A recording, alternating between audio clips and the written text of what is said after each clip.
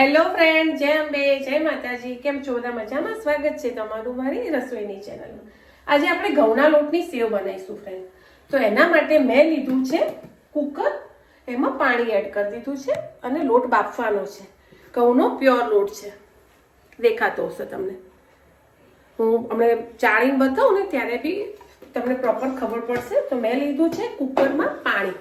વરાળમાં બાફો તો બી ચાલે અને આ રીતે કુકરમાં બાફી દો તો બી ચાલે. ફૂલ ગેસે 3 સીટી વગાડી દઈશ.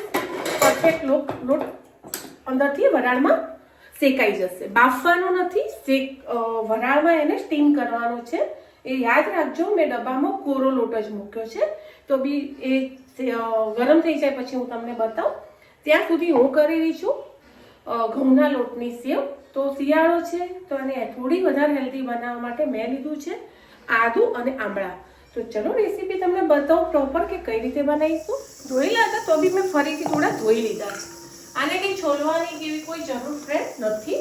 એને લઈ લઈશું આપણે ડાયરેક્ટ મિક્સરમાં. મિક્સરમાં અત્યારે બધાના મિક્સર શિયાળો હોય ને એટલે અંદરથી પીળા પીળા લાગતા હશે તમને. આ છે હળદરનો કલર ફ્રેન્ડ, કારણ કે રોજ આપણે હળદર ગાજરનો જ્યુસ પીતા હોઈએ એટલે મિક્સર આ રીતનું થઈ જાય.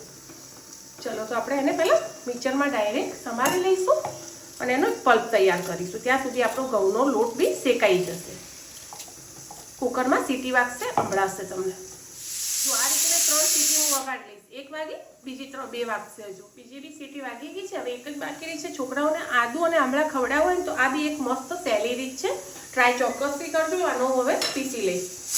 તૈયાર છે આપણે આદુ અને આમળાનો જ્યુસ. પણ આપણે ફ્રેન્ડ એને ડાયરેક્ટ નહીં, એના છોતરા કાઢી નાખીશું. મસ્ત એને પીસી નાખીએ, અરે ગાળી નાખીશું. બધું એનો કસ લઈ લઈશું પણ છોતરા નહીં લઈએ. તો આપણે શું સેવ સાચવી રાખવી અને તો સચવાય. ચાઇનીમાંથી મેં અમારો જ્યુસ કાઢ્યો ને હળદરનો, એના વાળો છે. ઓકે, એકદમ મસ્ત હાથથી એને લઈ લઈશું. અને બને ત્યાં સુધી સ્ટીલનું વાસણ જ લેજો કે આમળામાં ખટાશ હોય છે ફ્રેન્ડ. બરાબર, એકદમ છોતરા તમે જો ચાઈ મોઢામાંથી ફેંક્યા હોય એટલો પલ્પ એનો નીચોઈ લઈશું.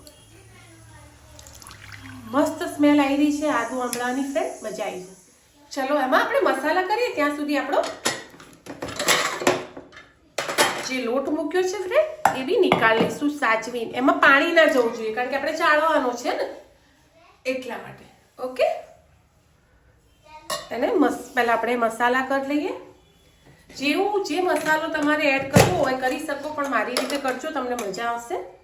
ટેસ્ટ અનુસાર મરચું, સારી એવી હિંગ, હળદર, ધાણા જીરું, મીઠું અને ચાટ મસાલો અને આમચૂર પાવડર.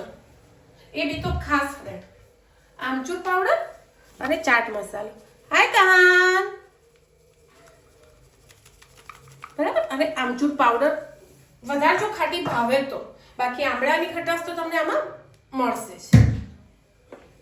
2 થી 3 ચમચી જેટલું તેલ એડ કરવું હોય. છોકરાઓ માટે બનાવતા હોય તો, મોટા માટે બનાવતા હોય ને એકદમ કડક ખાવી હોય તો નહીં એડ કરવાનું. એમને તમને મજા આવશે. સારો એવો અજમો,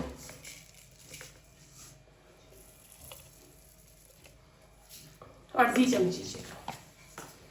આપણું જે જેમાં લોટ પલાળવાનો છે એ લિક્વિડ આપણું તૈયાર છે. અને આપણે નિકાળ લઈશું આપણો ગરમ લોટ. બતાવી દઉં તમને, જેવા આવા ગઠ્ઠા થયા હશે, દેખાય છે? પ્રોપર ગરમ થઈ ગયો છે. અડસો તો તમને એવું લાગશે કે તમે ઘંટીથી હાલ દળાઈને લાયા છો.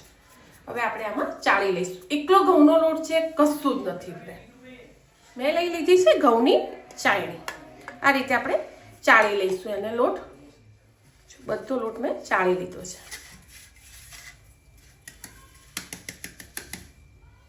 ચલો,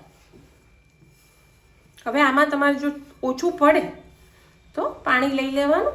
આમાં કોઈ માપ નથી ફ્રેન્ડ, તમારે જે રીતે બનાવવી હોય, શું વસ્તુ વાપરીને બનાવી રહી છું એ વસ્તુ મેં બતાવી છે તમને માપ પ્રોપર. કારણ કે તમારે વધારે બનાવવી હોય તો આમાં કોઈ માપની જરૂર હોતી નથી. ટેસ્ટમાં બી તમને આંબળાનો કે આદુનો કે જે ટેસ્ટ વધારે ભાવતો હોય એ તમે ઓછો વધારે કરી શકો છો. જરૂર પડે તો ઉપરથી પાણી લઈ લેવાનું, પણ એકદમ ઢીલો લોટ નથી કરવાનો, કડક જ રાખવાનો છે, ભાખરી જેવું. ચાલો 1 ચમચી જેટલું તેલ, અડધી ચમચી જેટલું લઈને મસ્ત લોટ લીસો કરી લઈશું. આને રેસ્ટ આપવાની જરૂર નથી, કેમ કે આપણે પ્રોપર એને ગરમ કરીને જ બાંધ્યો છે. બસ આ રીતે હવે સંચામ ભરે એવો લીસો કરી લેવાનો. દેખાય છે તમને? ઘણા લોકો આદુ બાંધીને ખાતા હોય શિયાળામાં, પણ છોકરાઓ ના ખાતા હોય તો છોકરાઓને જે ભાવતું હોય એમાં તમે આ વસ્તુ કરીને ખવડાવી શકો. નથી બહુ ઢીલો અને નથી બહુ કડક, નોર્મલ ભાખરીનો જ છે. પણ ભાખરીનો લોટ તમે જો બહુ કડક બાંધતા હોય ને તો એટલો બધો કડક બી ના રાખતા કે તમને હાથ દુખવા આવે. બસ આટલો ઢીલો રાખજો, રોટલીનો બી નહીં અને ભાખરીનો બી નહીં. બરાબર? ચલો મેં લઈ લીધો છે સંચો. તૈયાર છે આપણી સોરી ફ્રેન્ડ લોટ.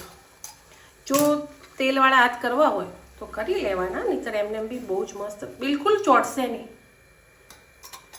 આ રીતે એને ભરી લઈશું અને બાજુમાં મૂકી દઈશું તેલ. ચલો તેલ મૂકી દીધું છે. સેવ આપણે એકદમ ઇઝી રીતે ફ્રેન્ડ નીકળશે. એ કડક લોટ રાખવાનું એ જ કે તેલ ના ભરાય. એકદમ તમે સોફ્ટ રાખશો ને તો થોડી તેલ ભરાઈ જશે. બરાબર? સોરી, વાતોમાં મેં ધ્યાન નહીં રાખ્યું કે તેલ આવ્યું નથી હજુ સુધી. તો બી કેટલી એની પેલી ખેંચાય છે, લોટ સેવ તૂટતી નથી. બરાબર? હવે તેલ આવી જશે. ઓવર તેલ બી લાવવાનું નથી, તોડવી પડે છે સેવ.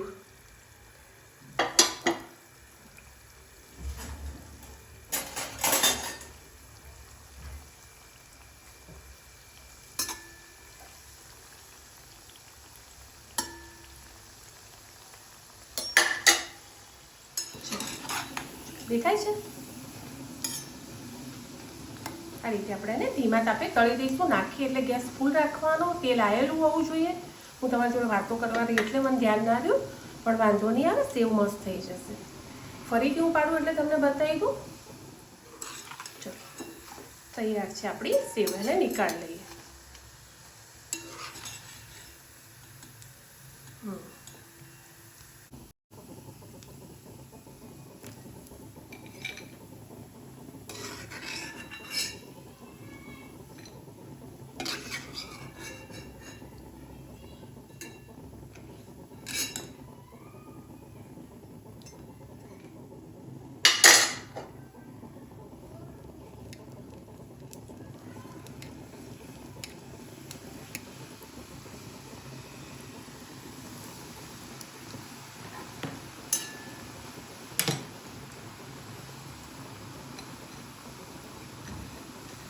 કિચન અત્યારે ક્લીન જ હોય. દેખાય છે?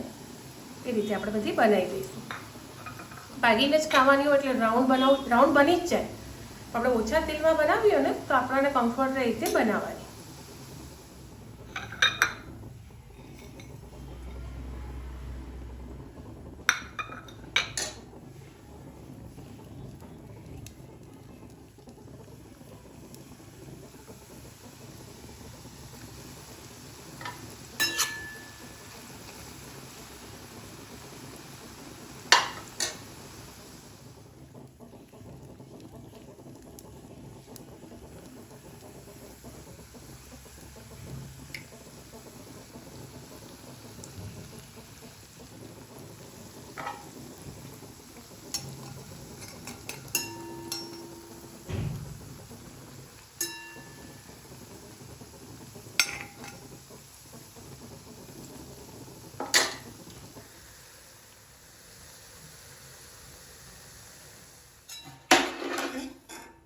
તૈયાર છે અને મેં કેટલું તેલ મૂક્યું હતું અને કેટલું વધ્યું છે ફ્રેન્ડ. બહુ જ મસ્ત બની છે સેવ. ટ્રાય ચોક્કસથી કરજો. મળીએ આગળના નવા બ્લોગમાં. અને ઓઇલી નથી બિલકુલ, હું તમને બતાવી બી દઉં.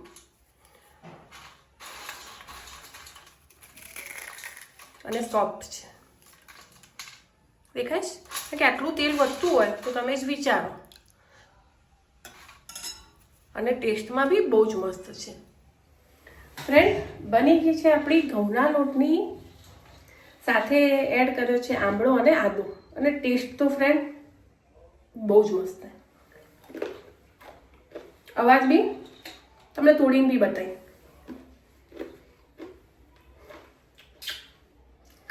ટ્રાય એકવાર આ શિયાળે ચોક્કસથી કરજો અને સબસ્ક્રાઈબ બી કરજો ફ્રેન્ડ. બાય.